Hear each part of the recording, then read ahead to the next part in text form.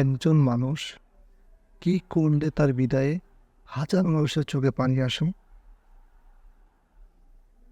আজ শহীদ ওসমান হাদিবের ব্যাপারে সংক্ষিপ্ত কিছু কথা বলবো। আমি জানি যে আমার ক্ষুদ্র জ্ঞানী এত স্পষ্টভাবে বলতে পারবো না, আমি এত গুছিয়ে কথা বলতে পারি না, কিন্তু এটা করতে পারবো। সত্যের পথে কিছু কথা বলার শক্তি আছে। এটাকে আমি চাচ্ছি হচ্ছে আমার ভিতরে যে কথাগুলো সেটা বইয়ের প্রকাশ ঘটানো। তো ইনশাল্লাহ এখন থেকে সত্যর পথে ইনশাল্লাহ চেষ্টা করব কথা বলার জন্য। আর হাতিবের জানাজা অংশগ্রহণ করতে পেরে আল্লাহ তাআলার কাছে হাজার কোটি শুকরিয়া, যে এত বড় জনসমুদ্রের মধ্যে মানুষের কান্না, মানুষের আহাজারি একটা মানুষের জন্য করে, সেটা নিজ চোখে দেখতে পেরেছে। আর সেখান থেকে একটা সিদ্ধান্ত নিতে পেরেছে যে সত্যের পথে থাকতে হবে। এই মানুষের ভালোবাসাটা, ওনাদের এই উপস্থিতিটা বা আমাদের উপস্থিতিটা এটাই প্রমাণ করে আমরা একটা সত্যিকার মানুষকে পেলে এই ভালোবাসা দিতে প্রতিনিয়ত প্রস্তুত থাকে।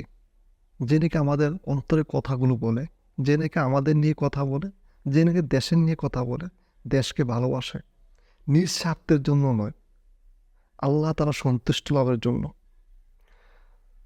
তো সেখানে একটা জিনিস মানে ভিতর থেকে ফিল হলো, আসলে এত মানুষের সমাগম, এত মানুষের ভালোবাসা কীভাবে পাওয়া সম্ভব, বা কেনই বা এইভাবে আমরা ভালোবাসা এইভাবে ভিতর থেকে জাগ্রত হলো ওনার জন্য। উনি যখন নাকি গুলিবিদ্ধ হয়েছেন, লাইফ সাপোর্ট আছেন, সবাই কান্না করেছে। আমি নিজে অনেকটাই ভেঙে পড়েছিলাম, কারণ এত পূর্বেই হয়তোবা উনি আমাদের সামনে এসেছেন 6 মাস কিংবা 7 মাসের মধ্যে। জুলাই যুদ্ধের সময় এত বেশি একটা পরিচিত ছিল না, আস্তে আস্তে উনি আমাদের সামনে এসেছেন। আর উনি এত সুন্দরভাবে এই সব টোটালি বিষয় নিয়ে এভাবে উপস্থাপন করা, বা এভাবে অগ্নিজরা কণ্ঠে এভাবে দম্ভিত দেওয়া, এভাবে কথাগুলোকে এত সুন্দর উপস্থাপন করেছিলেন। আর উনি জানতেন যে পরিস্থিতি আমাদের দেশে একটা পরিস্থিতি হলো কি, দেশের মধ্যে ভারতে একটা আধিপত্য অতীতও ছিল, এখনও আছে, এখনও খেলছে আমাদের নিয়ে। এত বড় একটা স্বৈরাচার শাসককে আমরা বিদায় করেছি, কিন্তু এখনও ওনারা খেলার সুযোগ পাচ্ছে। কে করে দিচ্ছে? আমাদের দেশের যে বড় বড় হাই সোসাইটি বলে একটা কুলাঙ্গার আছে, কুলাঙ্গারগুলো সুযোগ করে দিচ্ছে শুধু নিজেদের ফায়দা লুটার জন্য। এটা আসলে শেষ হবার নয়। যেটা হাদিবের টকশোগুলো এখন আমার সামনেও আসে, আমরা সবাই অবশ্য অবগত আছি যে হাদিবের কথাগুলো কত স্পিড ছিল, আর কি বিষয়গুলো নিয়ে কথা বলেছেন। এই বিষয়গুলো নিয়ে কথা যে কেউ বলুক, তার বিরুদ্ধে অ্যাকশন নেবেই। কেননা এটা হচ্ছে ভারতের আধিপত্যের একটা বিষয় থাকে।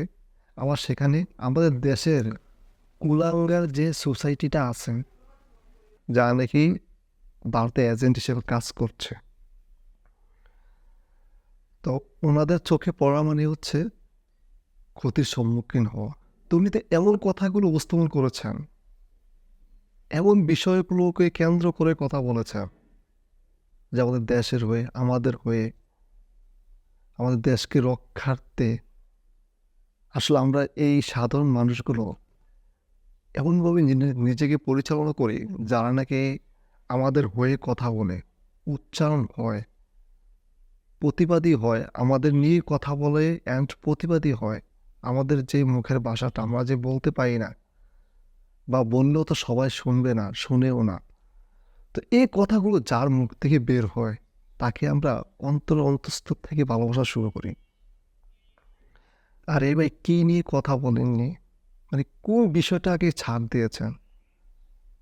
ইনসাফ কায়েম করার জন্য যা কিছু প্রয়োজন হয়, যেখানে দুর্নীতির প্রভাব দেখেছেন, যেখানে নাকি কোনো দেশকে সুন্দর করার জন্য, দেশকে আরও শক্তিশালী করার জন্য যে স্থানে, যেই পর্যায়ে সংস্কার করার প্রয়োজন ছিল, ঠিক সেই স্থানগুলোতে কথা বলেছেন, ঠিক সেইগুলো নিয়ে কথা বলেছেন।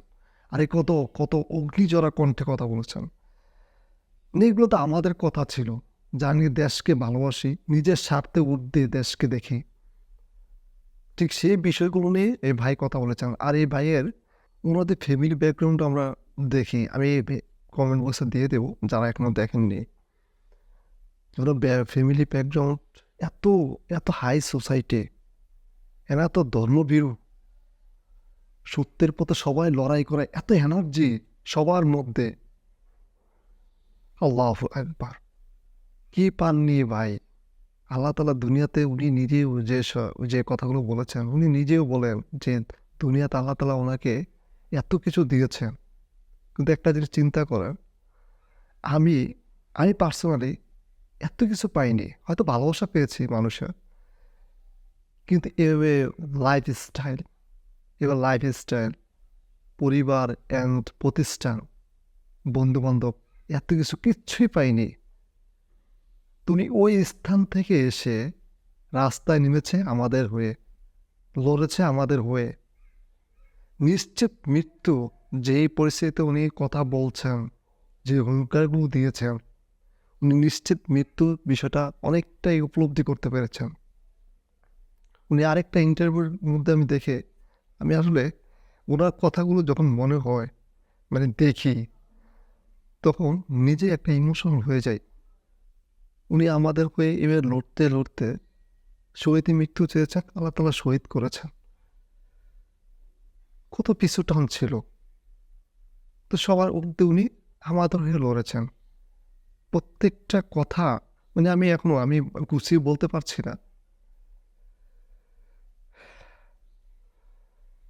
তো আমি ওনার আসলে বিষয়গুলো আমার মনে হলে আমি নিজেকে আসলে কেমন জানি এলোমেলো হয়ে যায়, যে আমরা কি হারিয়েছি, বা ওনার যে ইনসাফ কায়েমের বিষয়টা সবসময় আসে, এটার মধ্যে কি কি ছিল। তো